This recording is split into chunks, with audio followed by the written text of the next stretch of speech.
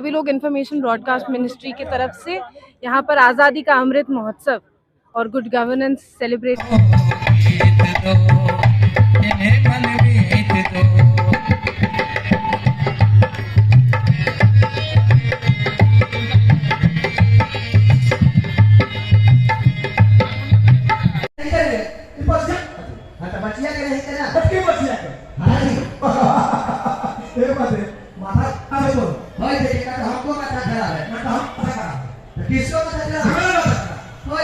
हमारा बच्चे है सर पर कितना बोझ है आप उसके लिए शादी नहीं करेंगे कमाने नहीं गए थे जी आपके घर में बैठे हुए हैं ये कमाने गए पानी लाइए प्रधान जी बार बार हाथ घुसा देते हैं पीछे आइए। सबसे बड़ी बात मैं बताऊं कि जो देश के सबसे बड़े सिपाही हम लोगों के ही नहीं पूरे देश के रक्षक हम लोग के सामने इनके लिए भी मैं चाहूंगा एक बार जोरदार ताली होनी चाहिए, जोरदार ताली होनी चाहिए।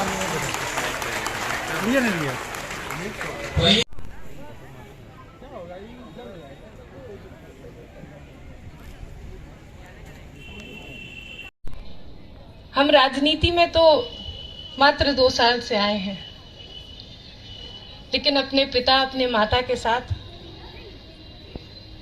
लंबे समय से एक राजनीतिक व्यवस्था से जुड़े हुए हैं। साथ ही साथ जब हम भारत के लिए निशानेबाजी करते थे तो पहले राष्ट्रीय स्तर पर हम बिहार के लिए निशानेबाजी करते हैं, उसके बाद अंतर्राष्ट्रीय स्तर पर हम भारत के लिए निशानेबाजी करते हैं। आज हमें बताया जा रहा है कि 22 पंचायतों में सिर्फ 13 हमारी हैं और 2 प्रखंड हमारे हैं। तो आपको मैं ये बता दूं कि ये 2 और 13 में रहने वाले हम नहीं हैं, हम पूरे बिहार की बेटी हैं और ये वादा करते हैं कि जब जब जिंदगी में आगे बढ़ेंगे अपने बिहार अपने भारत को अपने साथ लेकर आगे बढ़ेंगे। साथियों, आजादी का ये अमृत महोत्सव की एक बहुत ही गंभीर दर्दनाक लड़ाई हम सभी के बड़ों बुजुर्गों ने अपने घर परिवार को छोड़कर अपना तन मन धन हर शक्ति जोड़कर इस आजादी की लड़ाई को लड़े और एक स्वतंत्र भारत हम सभी लोगों को भेंट किया। जब ब्रिटिश राज था, और आज भी हम किताबों में पढ़ते हैं कि जब अंग्रेजों का राज था उससे पहले भारत को एक सोने की चिड़िया कहते थे।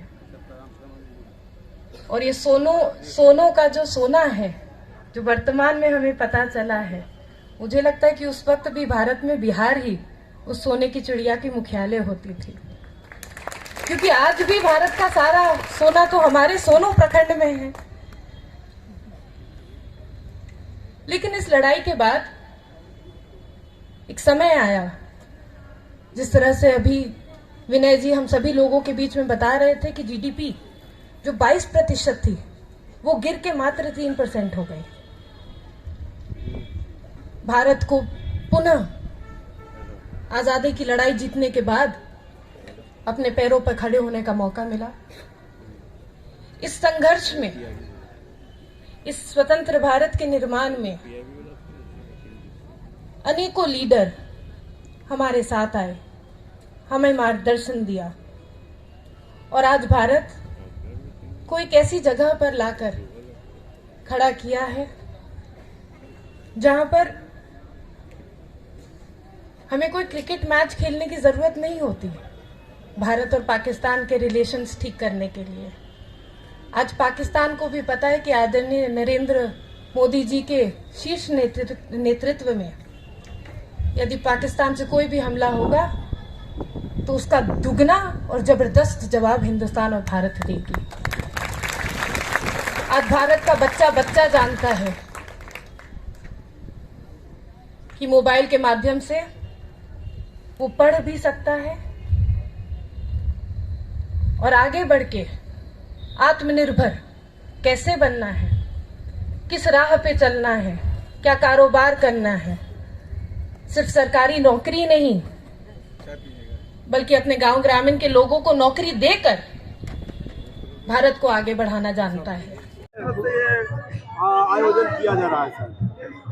ये केंद्रीय संचार ब्यूरो सूचना और प्रसारण मंत्रालय पटना के द्वारा आयोजित किया जा रहा है। यह कार्यक्रम मुख्यतः आज़ादी के अमृत महोत्सव के तहत 8 साल गरीब सेवा और गरीब कल्याण, सेवा सुशासन और गरीब कल्याण विषय पे ये आयोजित है। ये 3 दिनों तक चलेगा और जैसा आप जानते हैं कि पूरा देश आज़ादी का 75वां साल मना रहा है। हालांकि वो ख़त्म हो गया, लेकिन माननीय प्रधानमंत्री जी के आह्वान पे इसको 1 साल के लिए एक्सटेंड कर दिया गया है।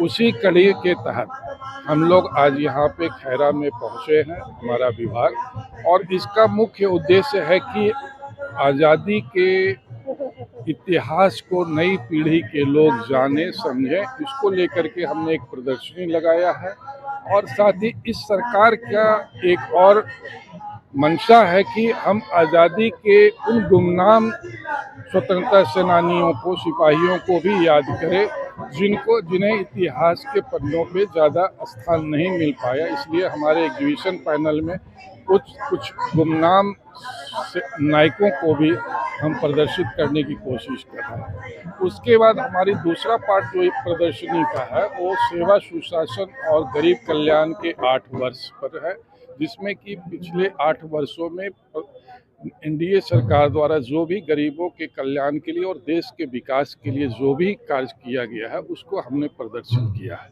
और ये कार्यक्रम 3 दिन तक चलेगा। इसके दौरान हम क्विज कंपटीशन भी करेंगे, खेलकूद का भी आयोजन किया जाएगा। साथ ही एसएसबी के सहयोग से मेडिकल कैंप भी लगाया जा रहा है जो मुफ्त में होगा। और पर्पस ये होता है कि सरकार की योजनाओं को अधिक से अधिक लोगों तक पहुंचाया जा सके। सभी लोग इंफॉर्मेशन ब्रॉडकास्ट मिनिस्ट्री की तरफ से यहाँ पर आज़ादी का अमृत महोत्सव और गुड गवर्नेंस सेलिब्रेट करने के लिए आए थे। एक बहुत ही बेहतरीन प्रदर्शनी का आयोजन यहाँ पर किया गया है। साथ ही साथ क्विज़ेज़ है, खेल है, कुछ ऐसी प्रतियोगिताएं हैं जिसमें सर्टिफिकेट मिल रहे हैं, प्राइजेस मिल रहे हैं। बहुत ही अच्छा कार्यक्रम है जो मिनिस्ट्री की तरफ से ऑर्गेनाइज़ किया गया है। और तमाम जितने लोग मुझे इस न्यूज़ के माध्यम से देख रहे हैं, सभी को भारत के अमृत महोत्सव की बहुत बहुत बधाई है।